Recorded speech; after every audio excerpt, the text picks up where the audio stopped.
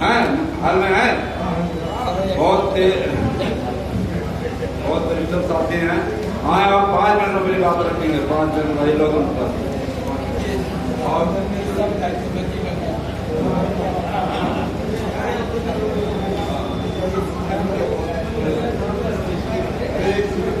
आपके अंदर कुछ ना कुछ अलग है और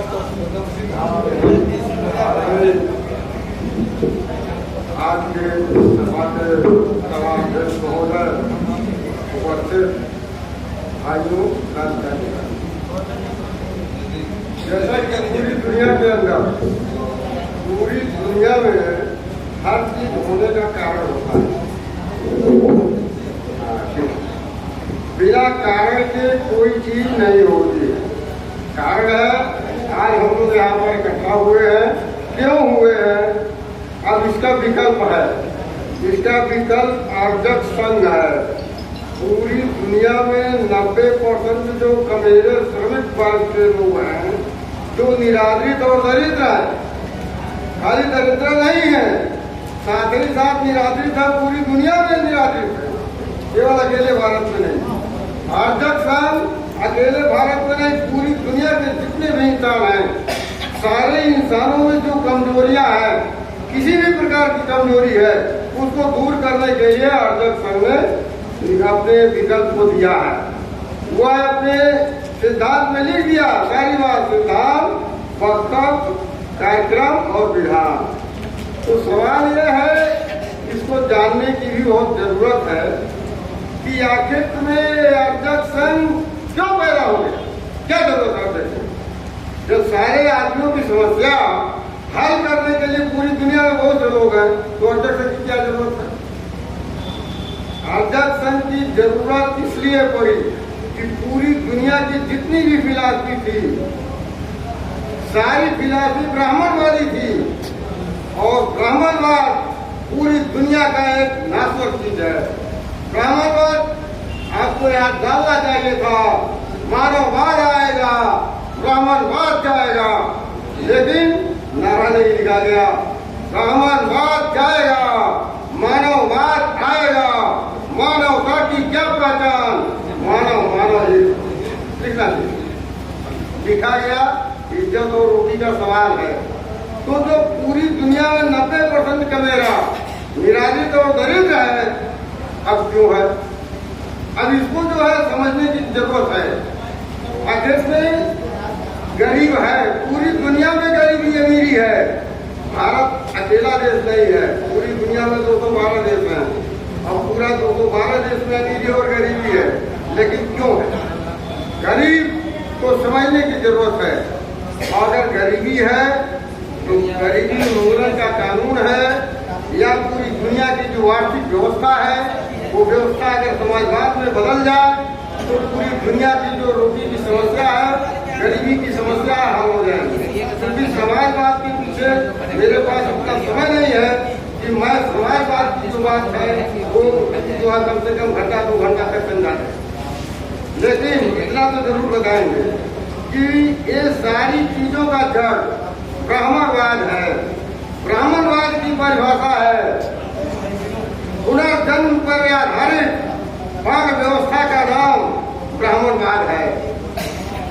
पूरी दुनिया में जितने भी आदमी हैं, सारे लोगों के जीवन का 4 क्षेत्र है, सामाजिक, आर्थिक, राजनीतिक, सांस्कृतिक, और चारों क्षेत्रों में ब्राह्मणवाद है। और चारों क्षेत्रों में मानववाद लाने के लिए आर्जक संघ संकल्पित है। कैसे है? हम पहले तो आप लोगों को 2 लाइन में ये बता दें, जैसे मैंने बताया अभी, पुनर्जन्म और भाजपात पर आधारित वर्ण व्यवस्था का नाम ब्राह्मणवाद है।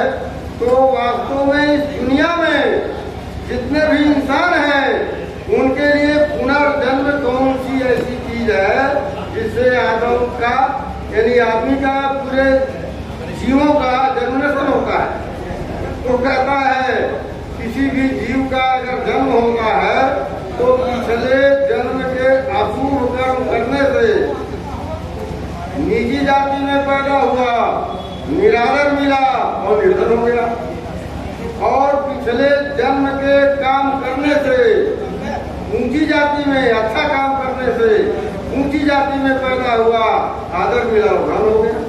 तो भाई जब ये चीज आपको बता दिया गया तो अब इसके तर्क की कसौटी पर कसिए, सिद्ध करिए क्या वास्तव में ये चीज सही है या गलत।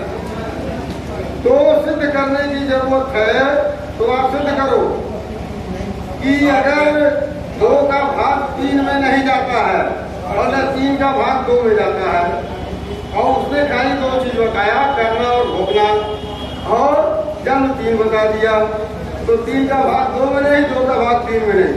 इससे सिद्ध हो गया कि न तो कोई जन्म है और न तो कोई ये पुनर्जन्म, सब गलत दिखा है। और उसको और सिद्ध कर सकिए। मान लीजिए किसी भी जीव का अगर पुनर्जन्म हुआ तो पूरी दुनिया में अगर कोई पैदा हुआ तो एक जीव हुआ, तो उसका कर्म भी नहीं बनता। शुभ अशुभ की बाधा छोड़ दीजिए, उसका कर्म नहीं बनता। तो जब कर्म नहीं है तो फिर उसका जीव का उत्पत्ति कैसे हुई पुनर्जन्म में। इससे सिद्ध हुआ तो पुनर्जन्म नहीं होता है। जब पुनर्जन्म नहीं होता है तो फिर सिद्ध करिए। अगर मान लीजिए पहला जीव हुआ तो उसका जब पुनर्जन्म नहीं हुआ तो दूसरे जीव का कैसे होगा। और फिर सिद्ध करिए अगर पहले जीव का अगर पुनर्जन्म होता है तो वो जानकारी होनी चाहिए, पढ़ाया जाना चाहिए, लेकिन ऐसा कुछ नहीं है। इससे सिद्ध हुआ, इसके लाखों उदाहरण है कि सिद्ध हो गया कि पुनर्जन्म नहीं होता है। जब किसी जीव का पुनर्जन्म नहीं हुआ तो फिर वहां से जात पात हुआ तो भेदभाव टोटल तो पूरी और गलत। अब हम आपको ये बता देना चाहते हैं, इसलिए पुनर्जन्म की जो व्यवस्था है उसको हटा देना चाहिए। और यही जो है जगह, यही गरीबी का निरादर का जड़। निरादर को खत्म करने के लिए शोषित समाज दल ने एक इंसानी बस्ती का निर्माण किया। उसमें जो है कम से कम 5 लोगों का एक परिवार होगा और उस परिवार में यानी 2 एकड़ जमीन उसको और एक खानागार, रसोई घर और एक बरामदा दिया जाएगा। साथ ही साथ 100 लोगों के परिवार का एक नगर होगा और जिस नगर में कोई जात पात छूत भेदभाव नहीं होगा, उसमें 10 लोग मेजबान होंगे, 90 लोग मेहमान होंगे और इस तरीके से 100 लोग जो है बारी बारी से मेजबान और मेहमान बनते रहेंगे। वहाँ पर निरादर खत्म होगा और समता आएगी। जहाँ पर जब समता नहीं है तो समाज बिल्कुल नहीं है। तो जब समाज नहीं तो समाजवाद कहाँ से होगा। इसलिए समाजवाद को चलाने के लिए इस देश की आर्थिक प्रणाली को बदलना पड़ेगा। पूरी दुनिया में जितना भी है, आज समाजवाद पूरी दुनिया से हट के चला गया, कहीं पर समाजवाद नहीं रह गया। इसके बारे में भी हम बहुत दूर तक नहीं पहुंचेंगे, इस नाते बहुत समय लगेगा।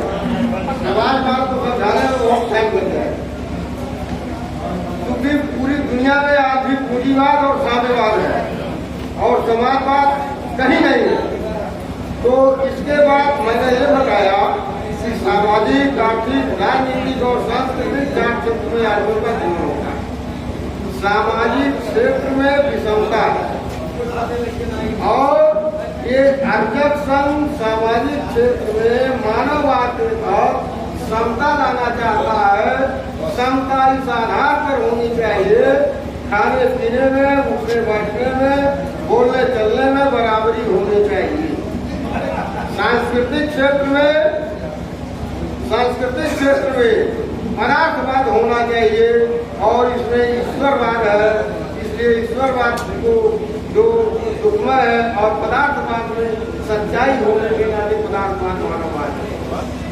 आर्थिक क्षेत्र में समाजवाद होना चाहिए, लेकिन यहाँ पर पूंजीवाद है और जातिवाद है।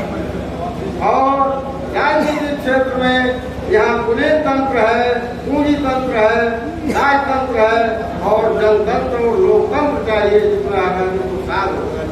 इन शब्दों के साथ मैं अपनी बात को समाप्त करता हूँ। जय जय जय शोषित, जय भारत।